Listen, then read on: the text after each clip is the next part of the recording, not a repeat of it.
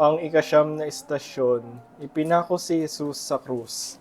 Sinasamba't pinupuri ka namin, O Kristo. Sapagkat sa pamamagitan ng iyong banal na krus ay sinagip mo ang mundo.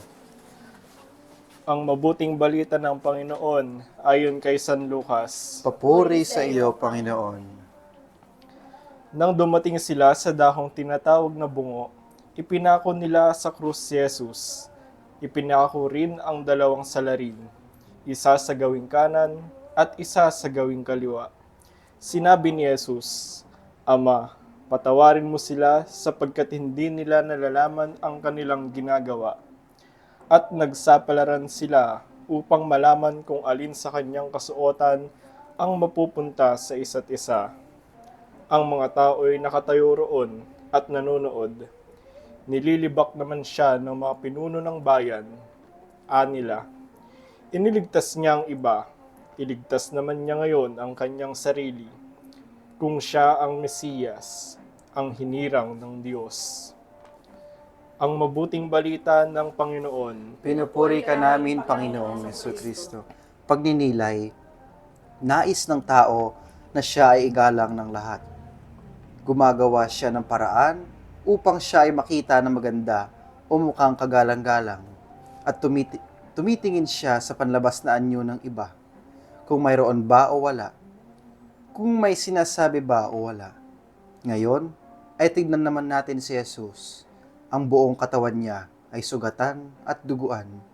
Hindi maganda ang kanyang kaanyuan.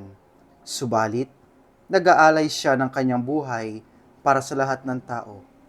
Alin ang ating pipiliing huwaran? Panginoon, ang mga kamay mong dati humahaplos sa mga bata, nagbabasbas sa mga may sakit, at nagpapalayas sa mga demonyo. Ngayoy, nakapako na sa krus. Ang iyong mga paa na nagdala sa maraming bayan upang dalhin ang mabuting balita sa lahat. Ngayoy, di na maaaring makagalaw pa magpakailanman. Hinahamon ka ng iyong mga kaaway na bumaba mula sa krus. Subalit, di mo pinansin ang kanilang mga panunukso, hindi dahil ikaw ay nakapako, kundi dahil sa pag-ibig mo sa mga makasalanan. Pag-ibig ang naghatid at pumipigil sa iyo doon, Panginoong Hesus.